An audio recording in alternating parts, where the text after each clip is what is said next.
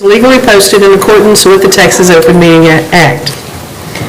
Board member Irvin is not able to attend the meeting tonight due to family circumstances that have him out of town. Please remember that items do not have to be taken in the order shown on the agenda, and please join us in turning your cell phones to the silent mode. Thank you for joining us tonight, whether you are here in person or watching us via YouTube.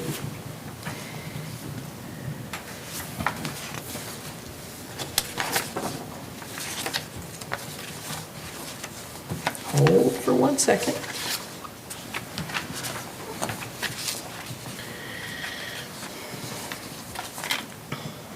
All right, I'm going to do this from memory. It's not here. So I'm going to do this the best I can. Correct me if I don't hit everything correctly.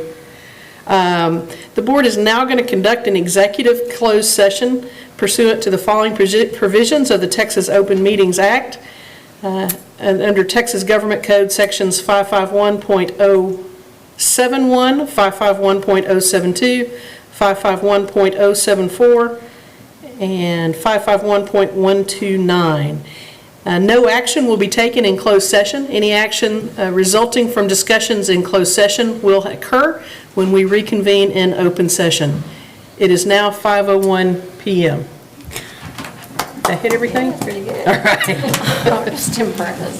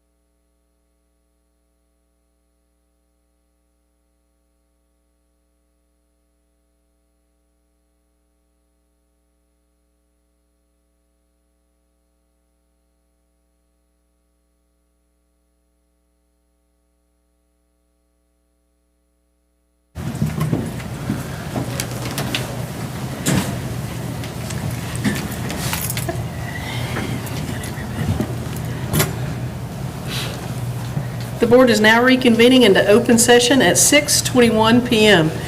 Thank you all for joining us tonight. Please join us in silencing your cell phones if you don't mind.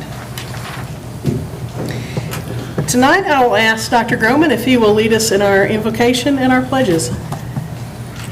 Let's pray. Rise up, O Lord.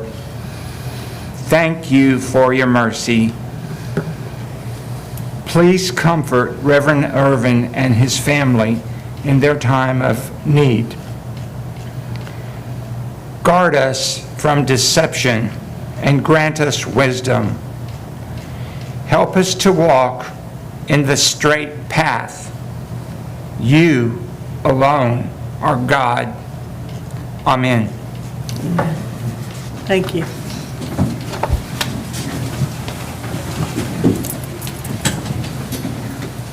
I pledge allegiance to the flag of the United States of America and to the republic for which it stands, one nation, under God, indivisible, with liberty and justice for all. I pledge the Texas flag. I pledge allegiance to thee, Texas, one state, under God, one and indivisible.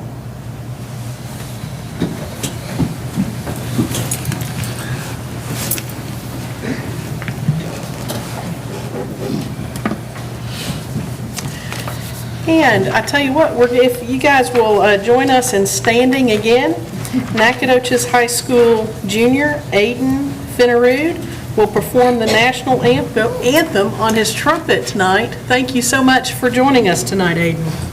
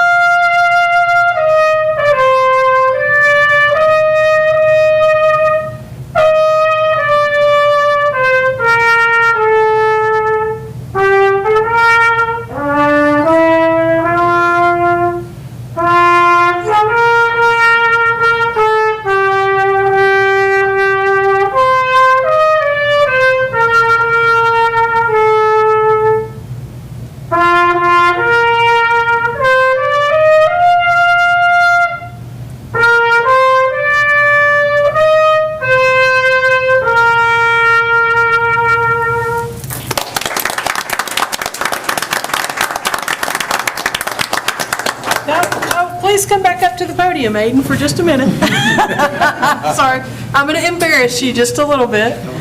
Yeah, I understand here you're a junior. So tell us, how long have you been playing the trumpet? Since 6th grade, so would that be 6 years? 6 years. Well, you've done a masterful job, sir. Can you tell us what your future plans are? Well, my future, I plan to attend a music college.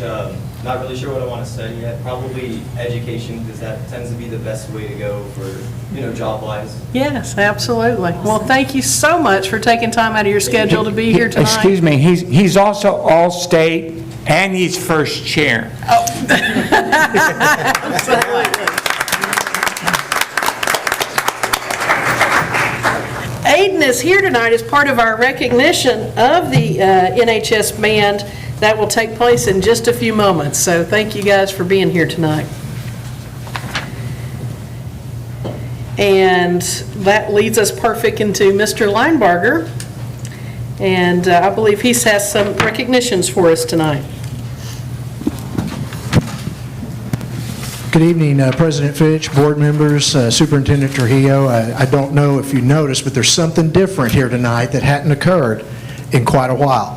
We've missed it. By my count, it was February of 2020, the last time we had student recognition here inside this building. Now, last spring, we were able to do it through Zoom, which it's not the same. We were glad to have them on there, but it's not the same. In fact, during the closed session, I was out here, or in that room there, trying to have a brief conversation with Kirsten Morris, our Director of Technology, and I'm like, Kirsten, I can't hear you. It's because we had happy young people here making noise. And so, that was great. And the reason they're here tonight, and the reason you got to hear Aiden play the national anthem, is last month, the NHS Marching Band performed at the UIL State Military Marching Contest at Pine Tree High School in Longview. I've invited Jacob Weems, Director of Bands at Nacogdoches High School, and some of his students here to come tonight for recognition for this accomplishment. Now, you met Aiden just a few moments ago. Here's Mr. Weems. He's going to introduce the other students and talk about what they did up in Longview last month. Mr. Weems, come on. Thank you all so much for having us here. I'd like to, y'all could go ahead and stand up. Go ahead and come up here if you can. These kids, I cannot tell you how hard these kids have worked and how many hours they have put into making their band successful. There's one of me and 225 of them. So I cannot do it all by myself, and I don't want to do it all by myself. These kids are the student leadership of our band and are quintessential to our success in every single way. Every one of them, without any of them, none of this would have been possible at all. I'm going to go ahead and start out introducing us with Mr. Mason Stokes, who is our band president. He is the leader of all the officers. He is on every crew, does everything, and is involved in every way, and kind of my right-hand man when we have any sort of band events. And then Mr. Aaron Acosta, who's our drum major and also our vice president, and checks out all the horns to everybody, checks them in and out. Secretary, Miss Liberty Sanders. She takes roll for us every day, inside, outside, everywhere, and makes sure that's taken care of, so that's one less thing we have to do.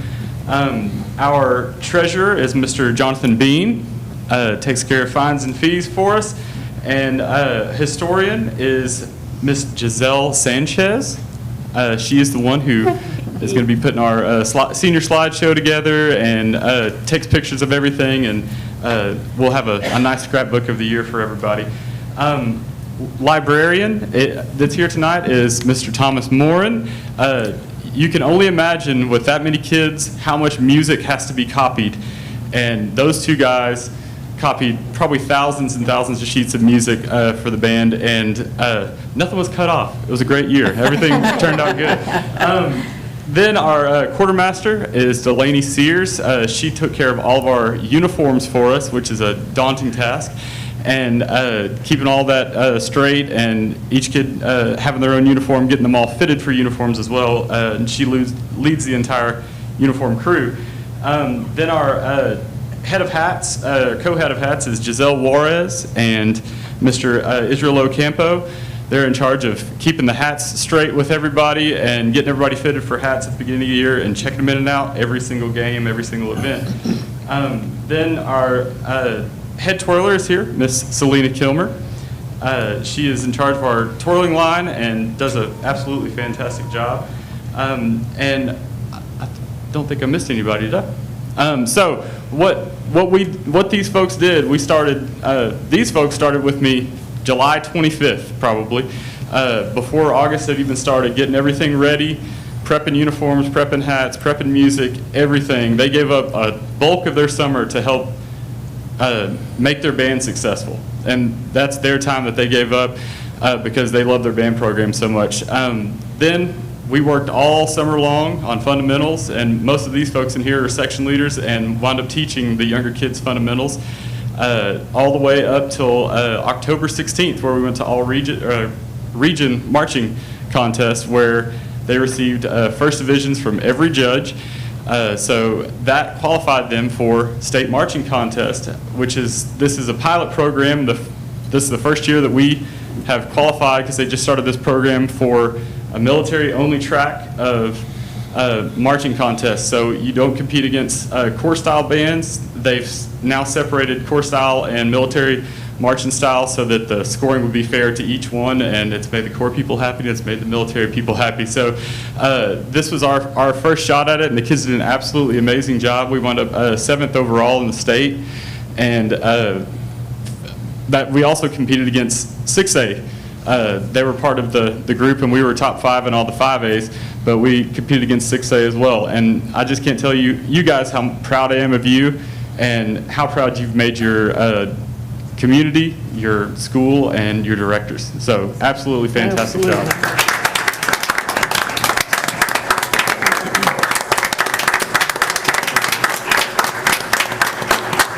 Mr. Lineberger? Would you like to come down for a picture? Yes, before we do that, if you don't mind, if these students, I want to mix it up a little bit, and I would like each one of you to tell us what your favorite part of being in band is. And we're going to use the microphone too, guys. Guess what, Aiden? You get to go first.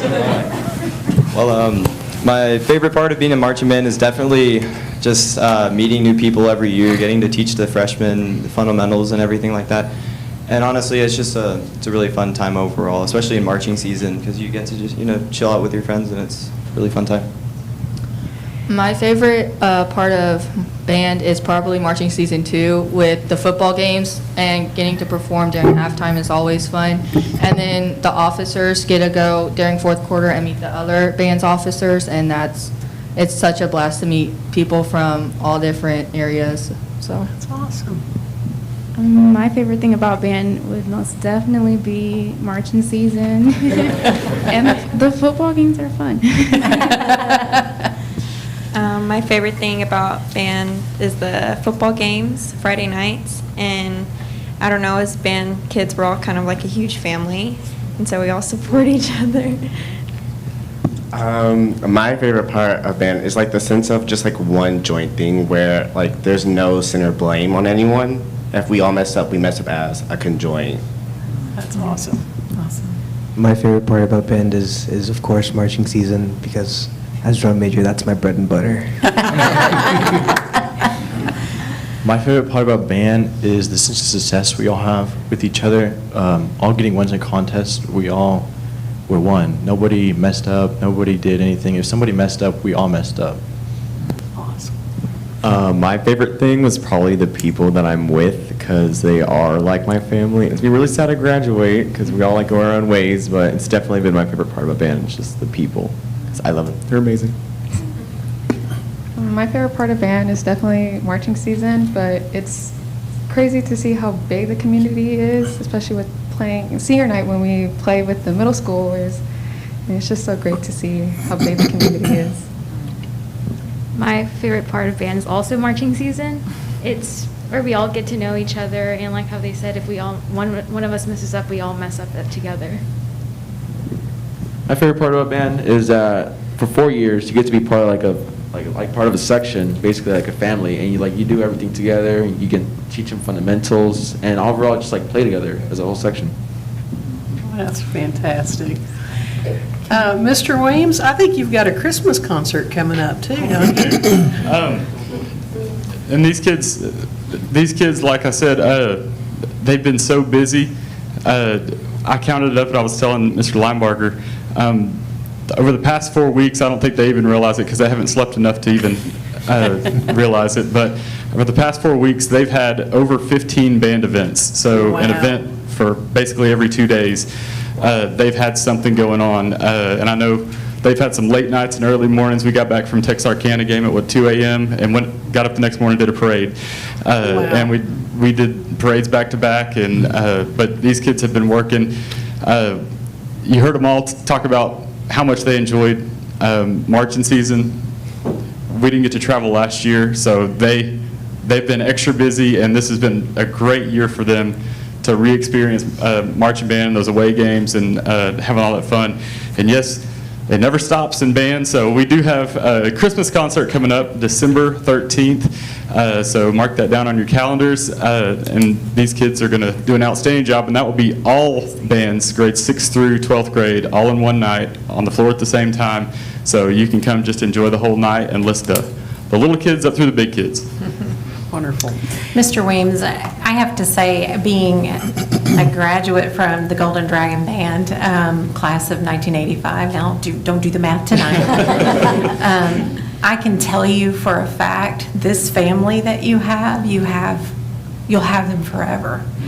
As we have our little reunions. Some of us are geeky enough that we still enjoy getting together every so often and remembering some of these traditions. Hang on to them, stay in touch. I will tell you, my favorite part of band is what you guys have right there, and I still have it all these many years later. So hang on to that. And I'm proud of you guys for carrying on the tradition. Mr. Wynn, this is Coach Farshi. Yes, sir. I started high school with Mr. Haygood. Yes, sir. And every year Me too, I Coach. participated. And you made, and these are students, made Mr. Haygood, Mr. Wells, and of course the community very, very proud. I appreciate that. Thank you so much. I may add something here Yes, sir. to all of you all. I'm a band dad, okay? All 4 years with my high school kiddo who's now at Texas A&M. He's a junior.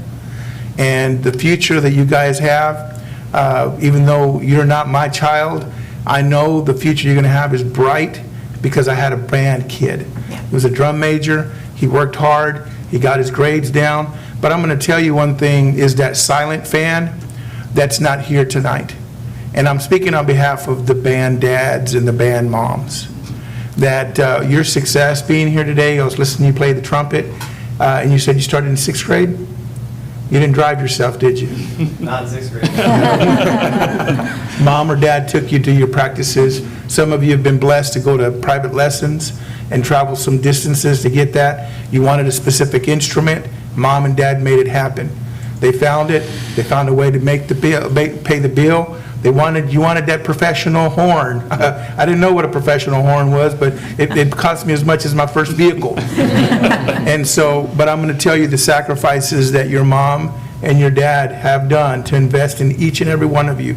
To stand out here and have this spotlight makes me proud as a dad, as a band dad. And I've watched you all on the football field, but the most proud place to sit was in the stands, listening and watching your parents' faces as they saw you out there marching and traveling those long distances. Sometimes when we had these away games, the only fans that were up there were band parents and football parents and cheerleading parents and the dance parents.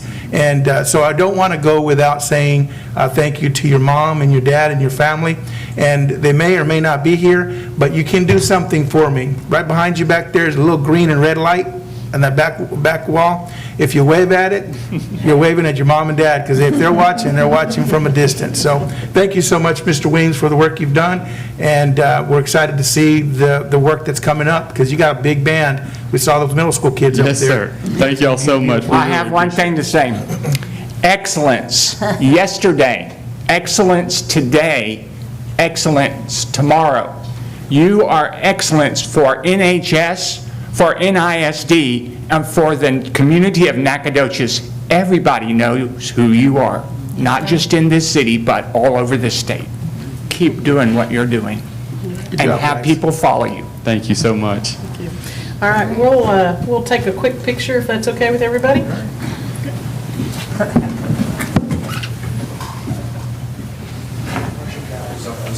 Yeah. Yes. Yes. That's right. My goodness. Always kind of one step out, so we can just bring some others. If all possible. Step up.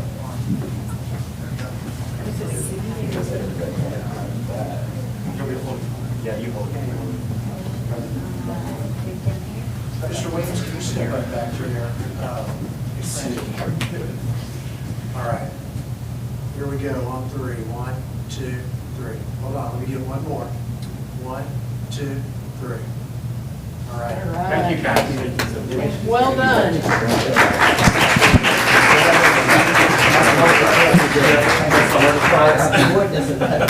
Hey, something else I want to mention about these guys, and Mr. Weems touched on it briefly about their first division ratings at the regional contest. Correct me if I'm wrong, but I believe that is the 41st straight time since 1980. I just like saying that. Yeah.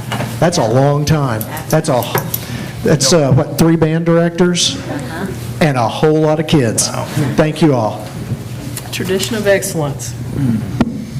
That was wonderful. I'm so glad that that you and this group was the first group of students to come back to a meeting since COVID. That's wonderful. All right, that's going to take us to Superintendent Announcements. Dr. Trujillo. President Finch and Board, some great news to share with our community. We had 59 people respond to the district recruitment survey seeking tutors for the Accelerated Learning and Academy that will launch next month. The vast majority of those responding to the survey posted by Teaching and Learning include retired teachers, students at SFA, and parents whose children attend Nacogdoches ISD. The Academy will provide students with instruction to meet the requirements from Texas House Bill 4545 and the accelerated instruction of any student who did not pass the State of Texas Assessment of Academic Readiness, or the STAR exam, in grades 3 through 8, or the end-of-course assessments in high school. The instruction will address unfinished learning related to the COVID-19 pandemic and utilize state and federal funds to provide targeted support for the district to accelerate students' learning. All that to say is we're excited to have another way to include our retired teachers, include our community, and include our partnership with SFA to provide some support for our kiddos. So exciting to have that launching.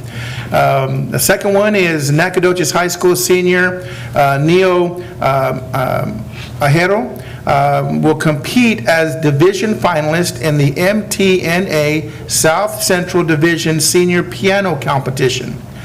Neo earned this opportunity after winning the Texas State Senior Piano Competition earlier in the year. Division winners will be announced in January and will advance to the national finals later next year. Congratulations to Neo for that. And if you didn't see it, then you probably were driving with your eyes closed if you went by the high school, because the Nimitz exhibit, 2 big giant 18-wheelers were parked out there in front. The state-of-the-art virtual reality experience from the United States Navy was on campus Tuesday at Nacogdoches High School. Simulated experiences were available to the visitors, including a pilot simulation in a high-speed assault craft, which was a hit with our kids, while another included an immersive of high-speed water extraction of a Navy SEAL team. And the Navy shared information with students about its $180,000 ROTC scholarship program, which pays full college tuition for students. Now get this, for students who were introduced to the naval careers during this presentation. So all of our seniors that were there and participated get that opportunity. All senior government and economic classes at NHS toured the exhibit during the day, as well as other seniors and juniors who made prior arrangements to attend. I might also add that our principal, Stephen Autry, made it available also for some freshmen. And you know what freshman that was? Is our brand spanking new ROTC program, Naval ROTC program that is launching at that high school. They came over. Now, they didn't go through the simulators, but they were able to talk to some of the recruiters and get an idea about what that will entail for them in the future. And one other item, once we return from Thanksgiving break, there will be a number of Christmas and holiday-related activities going on the next few weeks at all of our campuses. Also, the week we return from Thanksgiving, the NHS Theater Department will debut the comedy Dearly Departed. The show is scheduled for Friday and Saturday, December 2nd and 3rd at NHS Auditorium. Doors will open at 6:30 p.m. both nights, and the curtains go up at 7 o'clock. Admission is $5. Our theater students at NHS do a great work, and their productions are always well done. So that's some great things that are happening, and we want everybody to be safe whenever they have their break so that we can go back and enjoy some of these great festivities on our campuses. President Finch, that's all I have. That was a very impressive report. Yes, ma'am. Great information. That will take us to item 5 on our agenda tonight, public comment. We did not receive any requests to address the board as outlined in the meeting notice. So with that, we'll move on to the consent agenda. All items will be acted on with one motion. If there's a board member who wishes to discuss an item on the consent agenda separately, please indicate the agenda letter, and it will be set aside for further discussion and a separate vote. Hearing none, I will open the floor for a motion. Madam President, I move the board approve the consent agenda. Thank you, Mr. Neermond. Do we have a second? I'll second. Mrs. Apt, thank you for that second. Any discussion? Hearing none, all those in favor, please indicate by saying aye. Aye. Any opposed? Motion carries unanimously. Thank you very much. We will now proceed with the action portion of the agenda. We've got one item tonight, consideration of the NHS chiller replacement. Mr. Martin.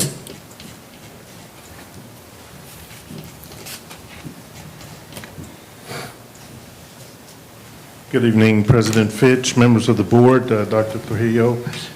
On page 1164 of your board book, you will see results of bid proposals that were accepted by Nacogdoches ISD for the Nacogdoches High School chiller replacements.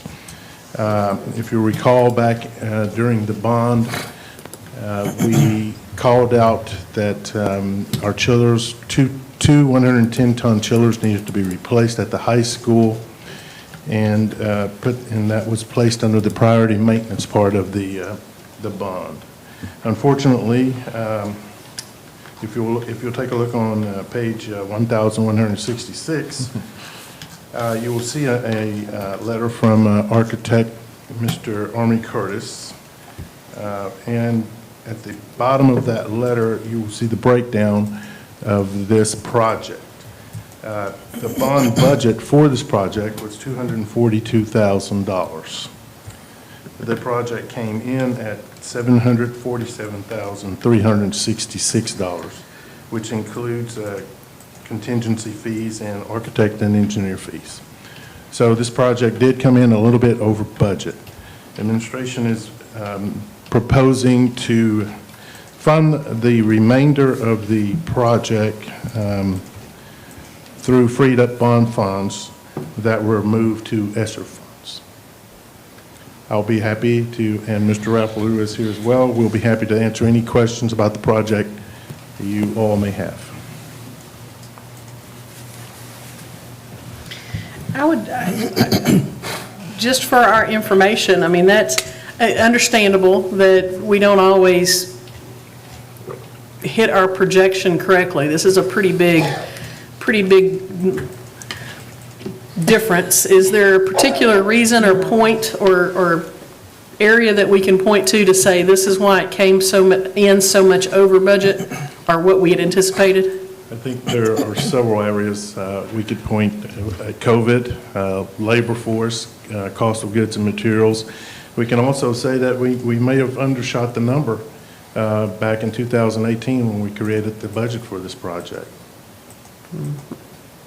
One thing that may be also a contributing factor, not sure if it is, but the technologies have changed as well. If you notice, a lot of what we put before the board with regards to our HVAC system, we were able to pull it over from and use ESSER funds because it was air quality.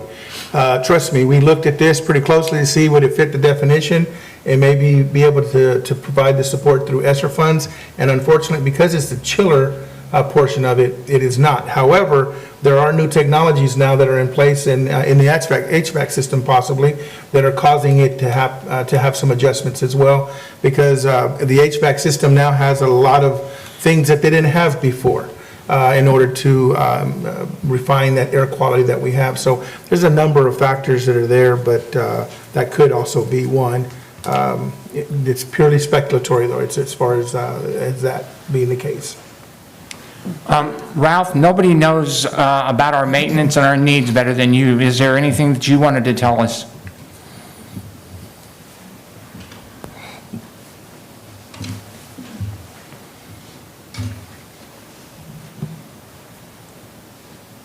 Good evening, President Fitch, board members, and Superintendent.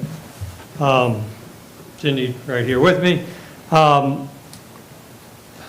There are a combination of things, as Michael said. Unforeseen conditions is certainly one of them. We also undershot it to begin with. The focus at the beginning was just simply on the tonnage. We were at the tail end of putting together a bond, and how much tonnage is going to be replaced. So that's about 400 ton. Here's a per ton replacement cost, and we just grabbed it and ran. The demo on this project alone is a nightmare. For whatever reason, they engineered it so that the chiller sets in kind of a sunken well. It all has to come out through a little double door.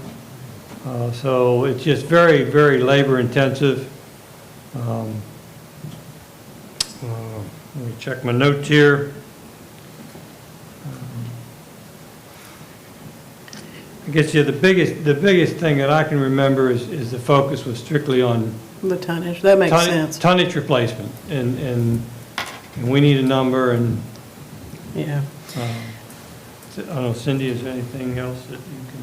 Just not having the foresight to know, what all is involved and how much more it was involved than what we had originally thought. And all these projects, the ESSER funds and HVAC projects, they are very mechanically engineered heavy. Takes a lot of study and a lot of research and that we didn't have that type of front end time. We had to just go with raw numbers. That makes sense. Let me ask you, Mr. LaRue, while you're at the podium, I noticed in this documentation that there were 2 add-on alternates here. One was to rebuild portions of the cooling tower, and a second alternate to replace the cooling tower. But both of these alternates are not being recommended at this time. I just want to make sure here that are we confident that those are things that are not needed, or was that dropped simply because of budget? Those are items that we feel we can do without at this point. The cooling tower is a stainless tower. So it's in good shape structurally. If you, page 2 of that report on the chiller system, we are replacing the louvers within the cooling tower. That's kind of the workhorse of the cooling tower. If you look up at a cooling tower and you see calcium building up, it's building up on your louvers. Okay. So the louvers are going to be tore out and replaced. And that's where the cooling takes place on a cooling tower. The other items are in pretty good shape, and we feel they'll be fine for the life of this chiller. Okay. All right. I appreciate your candidness there. Yeah, Just want to make sure if we're going to do it, we need to do it right. Well, we concur, but we did put into the package the louver replacement. So the cooling Good. tower is not getting skipped, just not getting a complete. The areas that need to be addressed will be addressed. Wonderful. The areas that we're feeling comfortable with, do you have some idea how much time that be down the road before we have to look at that?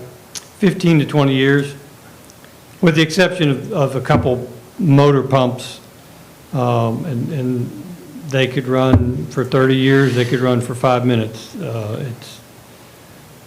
Pumps are kind of hard to estimate. I'm going to address my other question to Dr. Trujillo. Do you feel good that the needed funds here to make up this gap, you feel good that they are available within the bond funds? I do. The fortunate thing that we have, once again, we can point our finger to Esther. The effort, Esther allows us to create some space for this. I mean, we really, Ralph was there, when we got the green light, I think Ralph hit the door before we did to start looking at what can we move over. And trust me, he looked at this one here possibly, but that definition, I don't think there was any way we could move chillers over there, but it wasn't without effort. And I wanted to make sure that that's accomplished to look at it, but we had to operate within the letter of the rule. And so we have the funds that are there. We're still, we're staying true to what the community expectations are and with regards to the funds that we have by moving some of our things to ESSER to give us this kind of a swing space there. Wonderful. And we're coming down to the wire as far as projects go. We'll bring to you Mike Moses next, and then we'll bring to you Fredonia. You know, we're anxious to get to the end of that list. Nice. Any other questions? All right. Hearing none, I'll open the floor for a motion. I move that we buy this chiller as described in the noted pages that Mr. Martin noted. Okay, thank you. We have a motion. Do we have a second? I'll second. All right, a second by Mr. Naramond. And just to clarify, the motion is approve the bid from Texas Air Systems in the amount of $747,366 for a chiller replacement at the high school campus. All right. One more call for any discussion or questions. All right, hearing none, all those in favor, please indicate by saying aye. Aye. Any opposed? Motion carries unanimously. Thank you so very much. That will take us to our reports section. 8A is 21st Century Community Learning Center Grant Update. Mr. Steve Davidson. President Finch, as he's making his way up here, I wanted to extend our sincere appreciation to Mr. Davidson and the Boys and Girls Club for reaching out to us so early on. We had conversations at the very beginning, exploring this possibility and this partnership with them.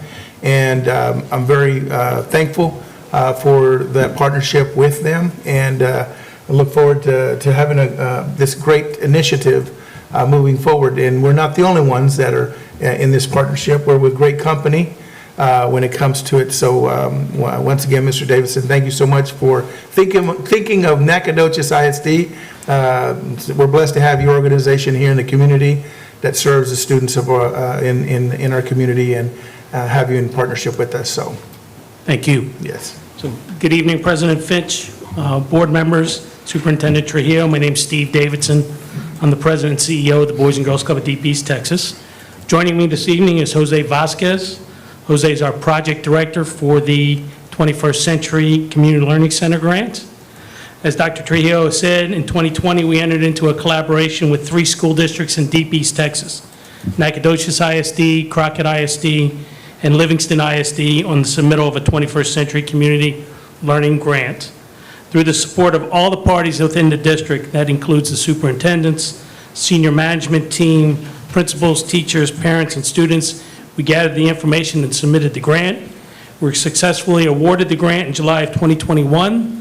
The grant runs for 5 years, starting in the 2021-2022 school year and ends in 2026-2027. This time, I'd like to turn it over to Mr. Vasquez, who will give you more details about the 3 locations here in Nacogdoches.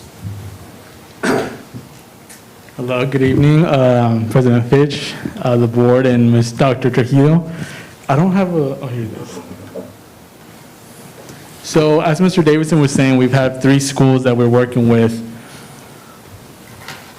and it's Fredonia, Carpenter, and Brooks Quinn Jones.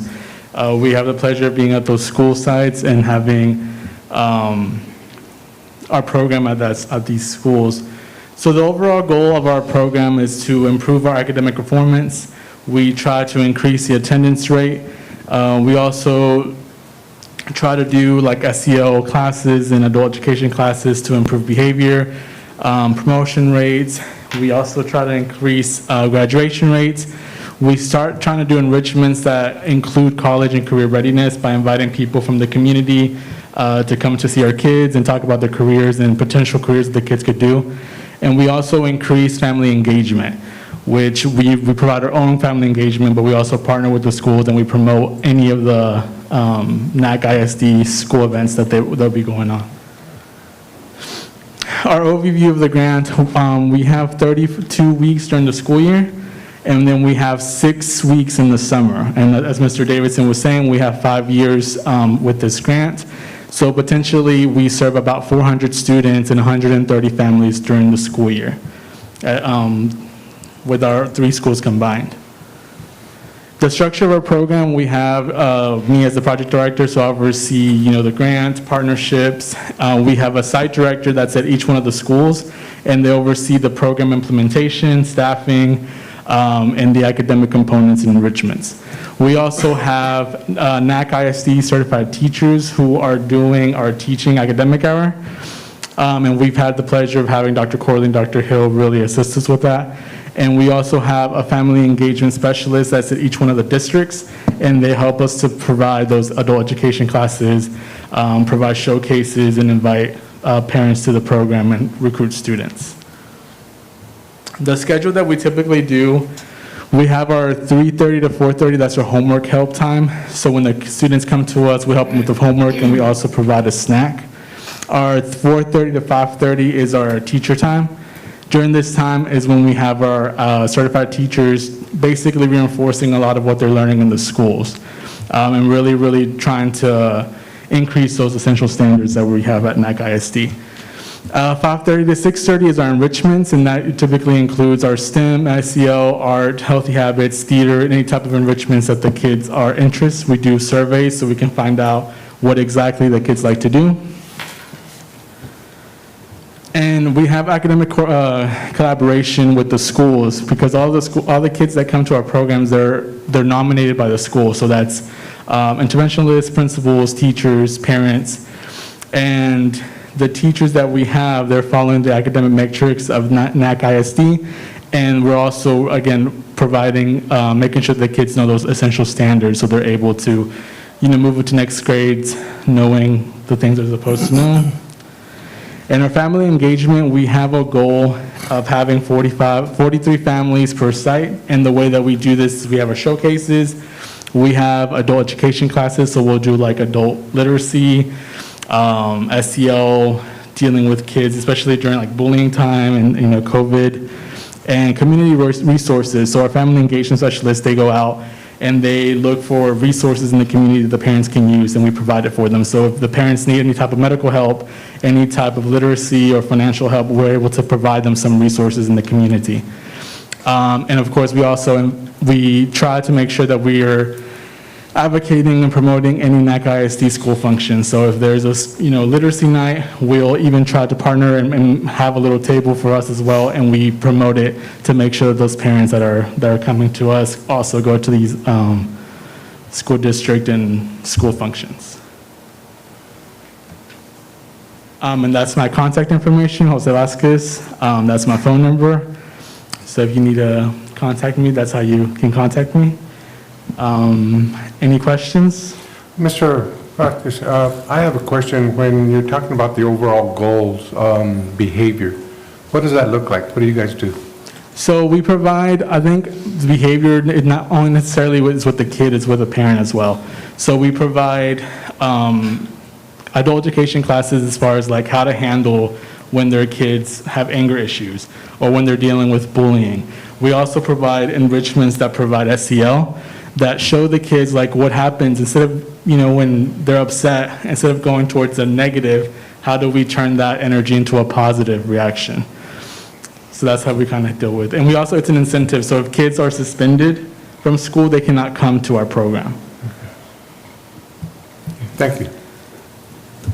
I just want to say that everything I've seen with this program has been excellent, and the interaction with the books coming from the Rotary Club and Ed Pool, that folds right in with your purpose. But what I saw, particularly at lunchtime in the summer, is the behavior of the kids and the fact that they're orderly, they work together, they come from different schools, they don't know some of the people, and so their socialization and behavior modification and the social emotional learning that happens even at a meal or a snack.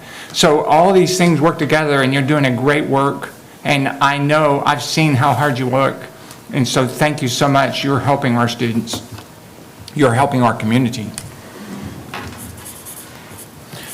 To the board, and just to let you know, one of the key elements, Mr. Davidson, when we talked about early on in the planning, Dr. Hill and the tremendous work with her staff, is understand that although this is all set up in its entirety, and you saw the program, its data is important. And we're looking at data, we're addressing the needs based on data, and it's just as good as the bit information that the teachers can put in there. A lot of times we say we're data-driven, and that's not my philosophy. We're not data-driven. We're data-informed, which is what they get, and they're asking, data-informed and value-driven. What do we value? We value the whole child. We value the behavior side of it. We value the academic side of it. We value the balance of what makes a whole child. And sometimes we want to railroad and get straight to the academics, and we're not going to be able to do that. In other words, we can't capture a kid's mind until we capture their heart. And that's what I applaud the work. Well before this relationship, that's what Boys and Girls Club has always been. I was a member of that growing up, and I knew that I was at school, but I couldn't wait until after school to go to Boys and Girls Club to go play with my friends and really develop that relationship. And I applaud the staff there for looking for this grant and partnering up with the school district and aligning with our vision and sharing some tremendous data so we can and mutually meet the needs of our students. The other part of it is in the partnership. We get to learn and grow from each other as well, from other districts. So whatever a district is doing, Mr. Vasquez must be working with them and can actually see this is working here.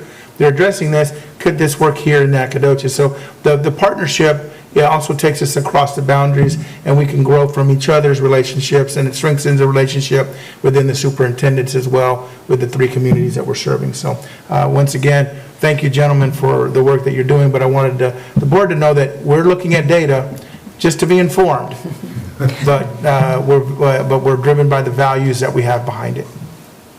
Thank you for your time. Thank you. Thank you for your work. I truly appreciate the collaboration. All right, that'll take us to item 8B, Teacher Incentive Allotment Update. Dr. Hill.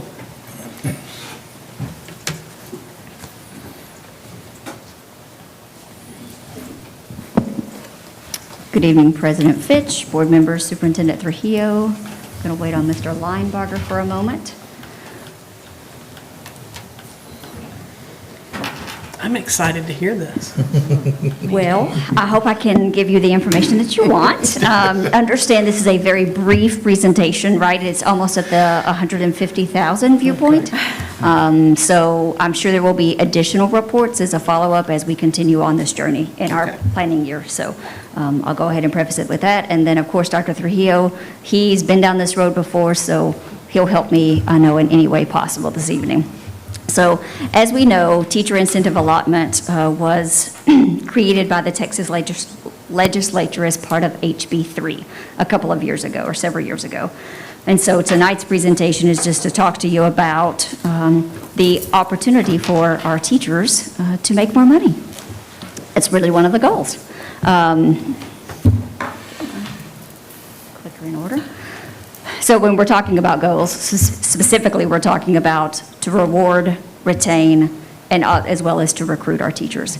And recruiting in some of our most needy or high challenged campuses. Another purpose of the TIA is to better support our teachers, not only to increase their capacity, create those effective teachers, but then that will result in, of course, increased student learning.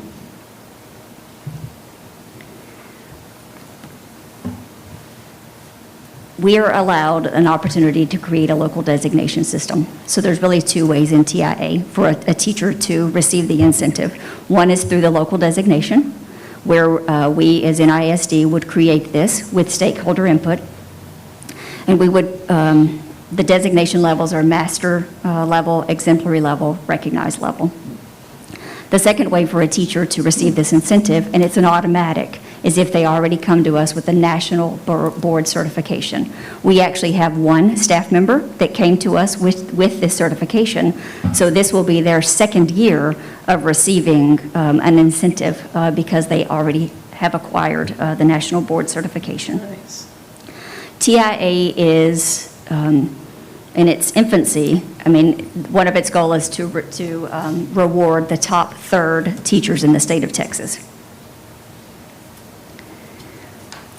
This particular slide, and I would be remiss to tell you that some of these slides are borrowed from TIA, and they're also borrowed from a consultant, Betsy Cook, that we are using, so I don't want to take credit for this entire presentation, just putting the pieces together. So this particular slide came from TEA. On the blue numbers, this will show you just a range or an average of what a teacher who is recognized could earn in 1 year at the exemplary level and the master's level. But I want to draw your attention specifically to the yellow box with the black font. That is just an average of NISD of what our teachers could receive. Of course, these numbers vary depending upon the economically disadvantaged status of the campus, if that makes sense.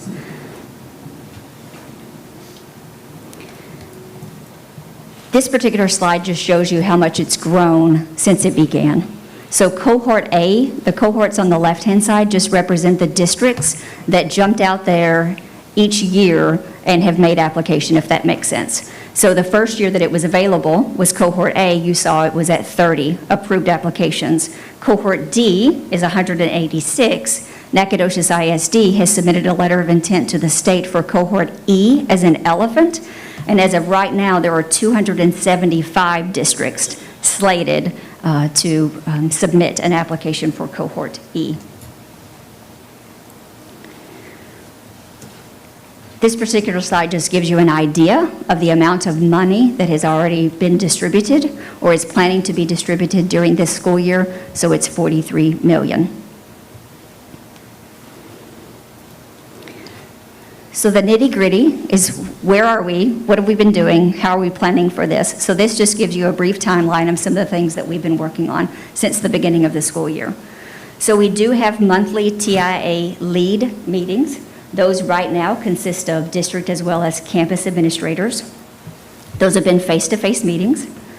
Our charge is to identify those eligible teachers, grade levels, and/or courses. The other part of it is to identify our student growth measures. So growth measures meaning the student entered at this level, and by the time STAR came around or another post-assessment, they grew to X. That's something that we have to decide. The other two pieces that you see that we're working on is for T-test. So there is a teacher appraisal built into this. So really focusing on domains 2 and 3. But as a district and as campus leaders and district leaders, we have to calibrate to make sure that I on one campus am not evaluating easier or harder. We've got to make it very consistent because now we have tied money to this particular area. We also, Dr. Corley and myself, participate in TIA webinars to learn more about this. And then we also work very closely with Region 7, and then you've heard me talk about Betsy Cook, which is with Advanced Partners. So you may have seen some check registers go out to her, and she is worth every bit of that.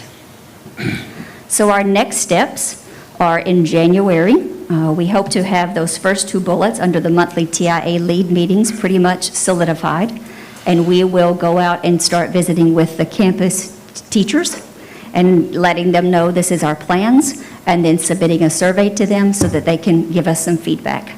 because their voices are very instrumental in this process as well. The deadline that we're working off of, you'll see at the very last line, is April the 15th. That's when we have to have the application submitted.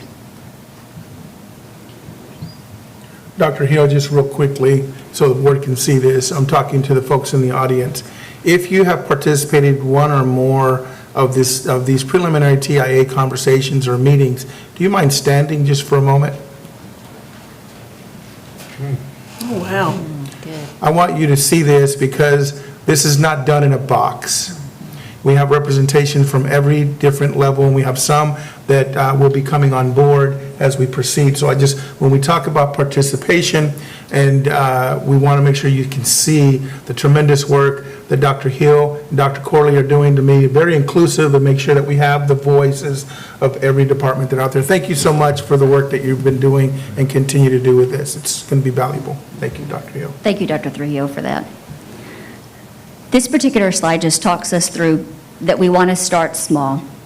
We want to get it right. So we're proposing doing a phased-in approach. So during our planning stages, you heard me say, what grade levels are we going to start with? What teachers, what courses are we going to start with?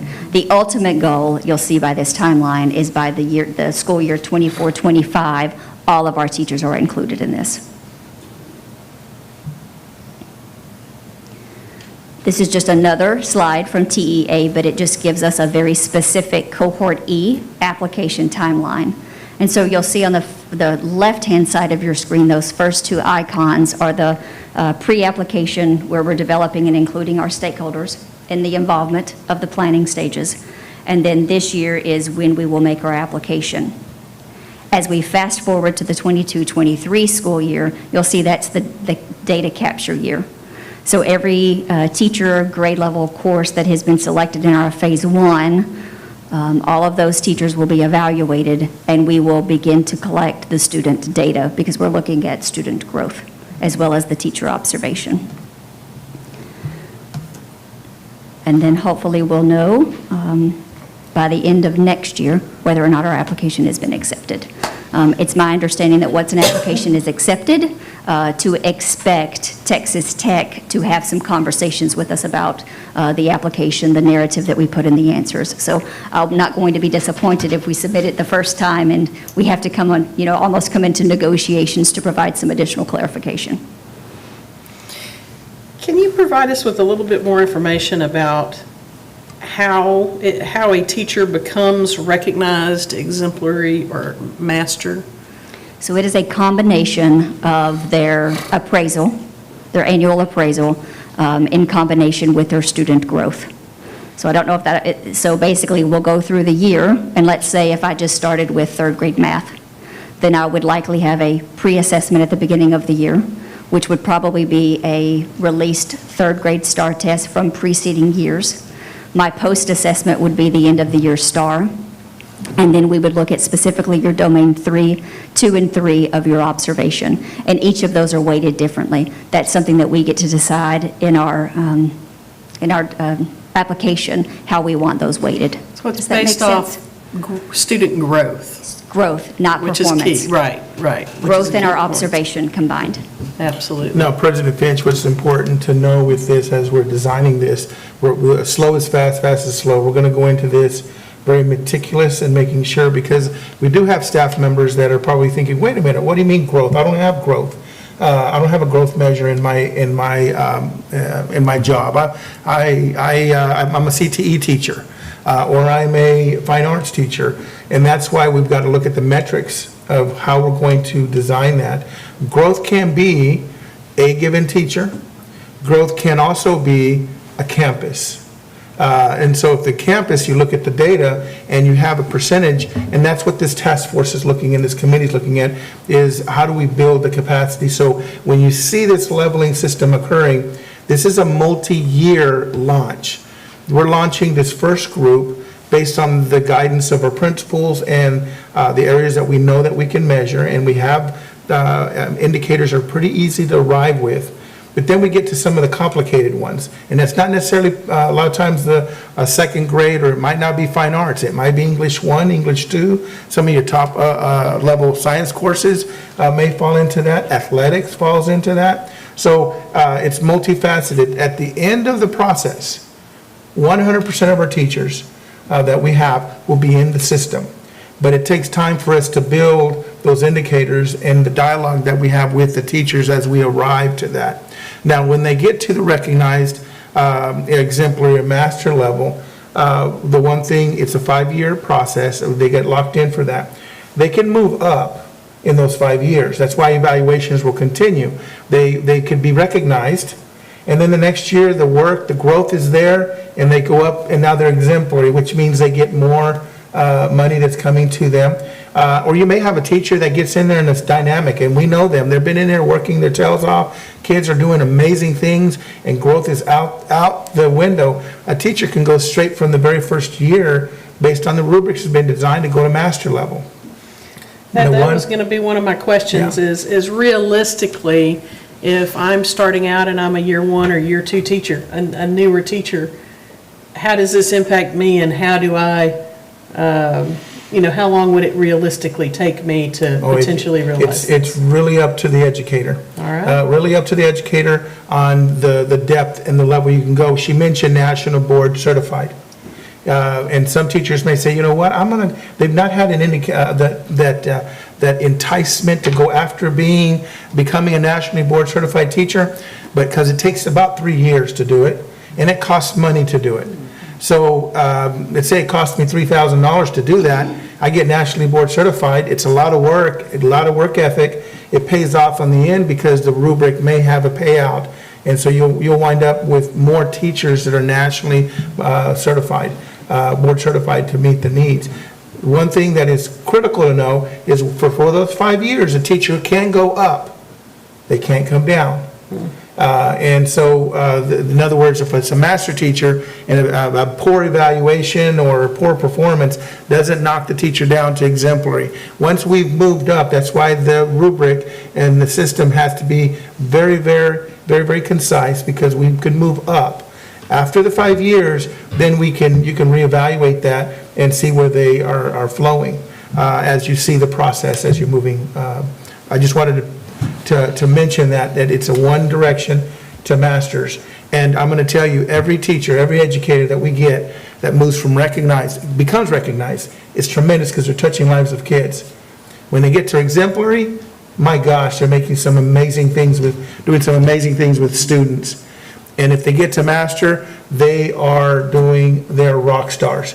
And the teacher incentive allotment through HB3 is long overdue, because we have rock stars. And what happens is they do the job, they do the work, and they get the results for the kids, but they're getting paid just like their neighbor teachers and everybody else. So it's a benefit when you look at it.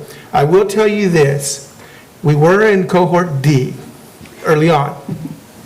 Dr. Nahil and I had a lot of conversation with this, and I appreciate the dialogue that we had, and it was going on last year. Legislative year, I was being a little leery because it's a lot of money. You saw how much it's costing. So I didn't know which direction the legislators were going to go. And the folks that stood up can tell you this is a lot of work. And when they leave one of these meetings, their mind is just wheeling because of the depth of the conversation. What I didn't want is using all of this knowledge of our district to build a tool for the legislators to come in and say, oh, we're not doing this, we don't have the money. So last year, I left this area, went up to North Region 7, and heard representatives talking about it up there. They're not even our representatives. I want to know, what are representatives saying about HB3? Is it going to go away or not? They are drinking the Kool-Aid. They love HB3. This is not going anywhere. CCMR was part of that with the College Career Military Readiness. The teacher incentive allotment is another one that's there. So there's a lot of great tools that came out of it. It's not going to go away. So the question is not if it goes away, it's when it's going to get to us. And we already have one teacher that's here, and we're having to meet her needs and pay her out. And that's one thing that we want to do, is be able to attract and retain our folks in the profession. The retention, you might think, well, how do you retain? One way you retain is this, and to the principals in the room, they need to know this, that, because I've seen it happen when you see it in other districts, is when a teacher gets up to, can literally almost make $30,000 more. And if it's a teacher that's been there for a lot of years, they can literally almost make at or as much as a building principal, and there's your retention. We don't want educators feeling like they have to leave the classroom to make money. So they love classroom, they love the instruction, and now we keep them there, and the resources are there for us to keep them there. So the retention, when you're talking about that, not necessarily retaining them in your district, in our district, or in the district that they're doing this, is retaining them in the classroom, so that they don't have to make those decisions to go to the administration side of it. So I just wanted to ask about that, because if you look at the phased-in approach, you have your national certified teachers the first year, and we're looking at phase 2 and phase 3, including the grade level teachers or the subject teachers, and then all teachers will be have the ability in the phase 4, and that's what I was going to ask. We're not going to lose money to be able to do that. We're not going to get through half of this and then money's taken away. One thing for sure, there's already cycle A, B, C, D is going this year. They're on their data collection year this year. There's that much money already going out. You want to see a stink, and this goes to the legislators that are out there, is you let this beast out of the cage. Teachers are getting paid. They're the biggest group that votes. If this does not continue, it's going to be a problem, because teachers are making that extra resources, and it's been designed, and a lot of the work has been created. So I don't see it going away. That's what I was watching for, and Dr. Hill and I'm telling you, we had a lot of conversations with Cohort D, and I'm glad we waited, because we were able to pick up Betsy, and she's able to come in and be that guidance for us. And the team has met Betsy and has interacted with her. She's a jewel to have, and has done a lot of this work prior to, and we were very fortunate to bring her expertise on board with Nacogdoches. So I don't see it going away. I see us being very meticulous and including our groups as we're moving along. And the charge the group have given is, right now in phase 1, they're going to be specific with some areas, but they're also going to be coming up with criteria that can be connected to phase 2. For instance, distinctions, I'm not saying it might be, I'm not telling the group to make it, but if you look at distinctions, the distinction is a whole campus. So if you're going to put a percentage and the campus becomes distinct, gets distinctions, and you have distinctions in all the content areas. So a campus can literally go in there and get the distinctions in 4 different areas, and each one of them be a different percentage. Now that doesn't just go to the core, that can be every teacher on the campus, from your pre-K all the way up through your 5th grade teachers, music teacher, PE teacher, everybody that's there. That can benefit from that. So there are some common areas that we could branch out and create it. So when you see growth, I want people to rest and say, well, I don't have growth. We know you don't have growth. So we're going to come up with a system that celebrates the success that you have. Our CTE directors out there, we have certifications. When CTE teachers are in there, now we're saying, okay, this many certifications put you at this level. And so it increases the programming that we're providing. So, right, did I miss something there, Dr. Hill? I just wanted to, I know we're. No, sir. Thank you. You're well, thank you. Lee Beth, I'd be curious to hear your thoughts on all this. Long overdue. No kidding, right? Retro pay. Dr. Hill, you said something about there were around 200 schools districts had started doing this. Was it 225? How many was it? Were you referring to the number of if you add up all the 275. cohorts presently? 275 have submitted a letter of interest to TEA for cohort E. There's approximately 1,100 districts in the state. So we're looking at, we're applying after just 1/4 of the people. We're not in the bottom half, we're not in the bottom quartile, we're in this second quartile. Yes, sir. And that's good. That's a great point. We're trying to be sure that we don't start and stop. We're going to test the waters, it's going to be funded. we move ahead. And so I think that's a really important thing, that we're relatively early. And I bet that if you look, the ones that started earliest were the very biggest schools. I bet that's true, that we're probably even higher than the second quartile in the size of our school. So thank y'all so much for what you're doing for our teachers. Absolutely. Thank you. All right, any additional questions or comments? Thank you, Dr. Yep. Thank you all very much. All right, that'll take us to item 8C, District Advisory Council Report. Mr. Martin. Thank you, President Fitch. If it pleases the chair, I'd like to yield the floor to Mr. Maury Tarvin, our Director of Student Management and Operations. Thank you. Mr. Tarvin?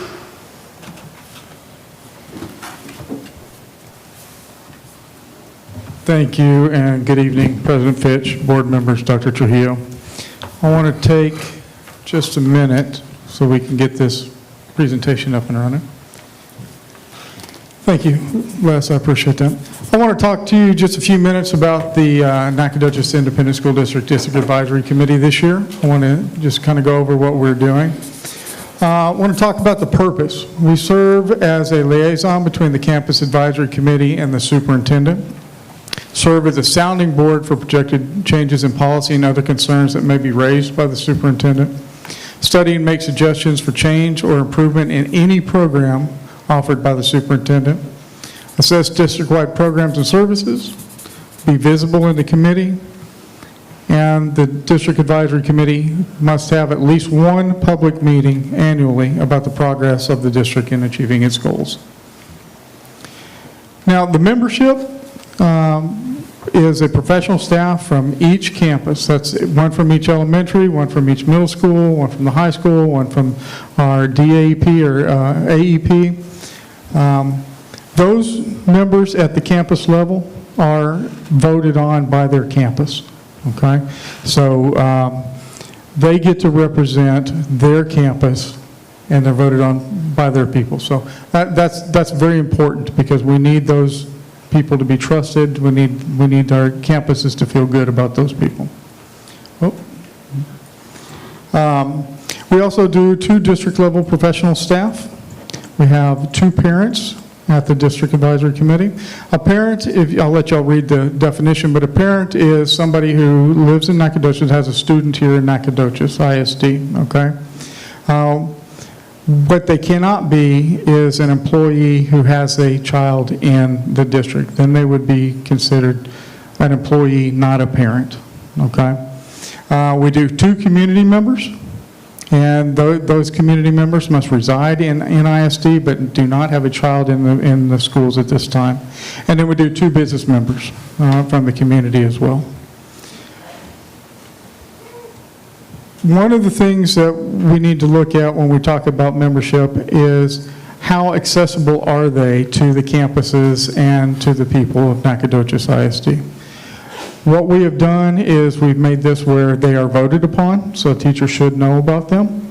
We also have sent out notices to the principals and asked them to put these up in highly visible areas for the teachers with what the purpose of the DAC is, as well as who is their campus representative.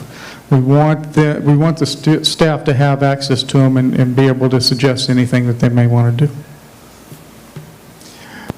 The topics that we discuss here at DAC are numerous, okay? I'm not going to read them all, but what we do is we take a look at what we need to. We do DAC training at the very beginning of the year. In fact, both the first 2 meetings I did DAC training just in case we had members who were not present at that time. I want them to know what the purpose is. We do COVID updates. We talk about class size waivers. We do about professional development waivers. We take a look at our district and parent family engagement policy, our formative assessment review, comprehensive needs, those type of things. One thing that we did start this year, and I enjoyed it, this last meeting was our first time, is we're inviting a different department to come to the DAC and talk about what their department is and does.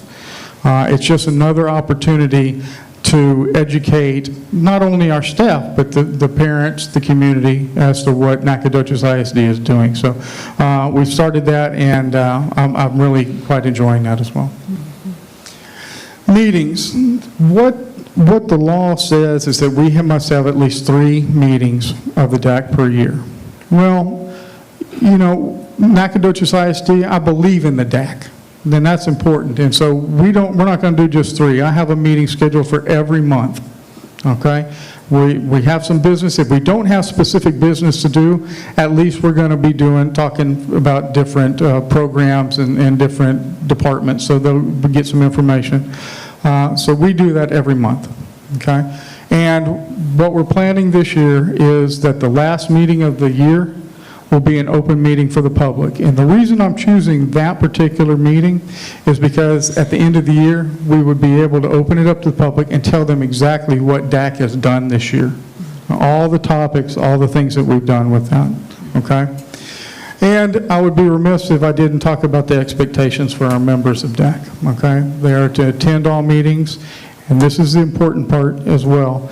They are to report the DAC activities to their campus advisory committees, okay? And then support the decisions of the committee and educate the school and community about the progress of the school and the DAC. Okay. Do you all have any questions? Mr. Tarvin, just briefly on your membership, can you touch on the fact of when they voted on, are they on a 1-year, 2-year cycle? Do you keep up with that so that we know that representation is there? Absolutely. A term for a DAC member is 2 years, and they're to be told that at the very beginning when they do the nominations and voting. And yes, I do keep up with that. Okay. Just want to make sure. I'm familiar about the campus representative, and I must say that they are well, advertised. Teachers know who their representative would be. I'm curious as to how parent and business and community members are chosen. In case anyone listening thinks, down the road I may like to participate in this, and how do I get my name? Who do I give my name to, and that kind of thing? And that's a great question.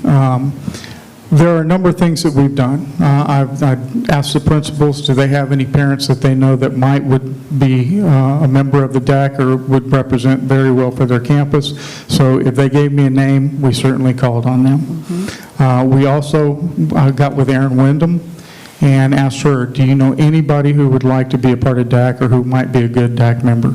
And so we called on them as well, okay? The other thing that we have done is, if you take a look at the website, we now have it up and running, a DAC website.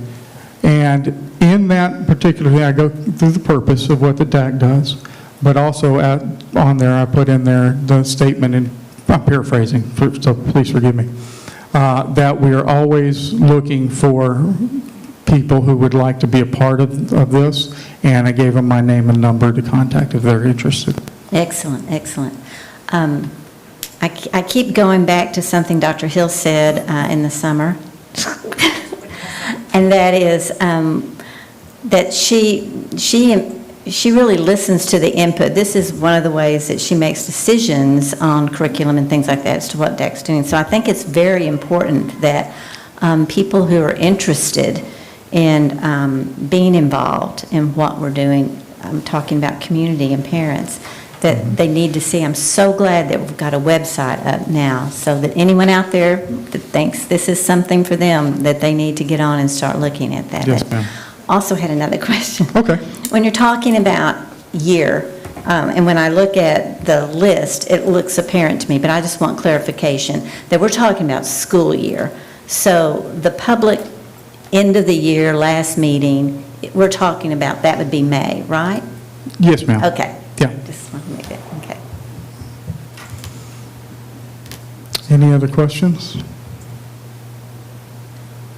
Okay, well, thank you. Hearing none, thank you so Thank you much very for much. being here with us tonight, Mr. Tarvin. Absolutely.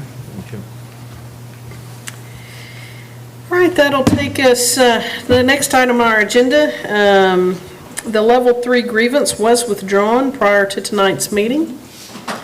So items 9 and 10 require no action by the board. So that will take us all the way to item 12, and I will entertain a motion. I move that we adjourn.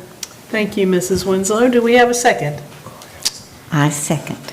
Thank you, Mrs. Ebt. Any discussion? All those in favor, please indicate by saying aye. Aye. Any opposed? Motion carries unanimously. Thank you all for your time tonight. Thank you guys for being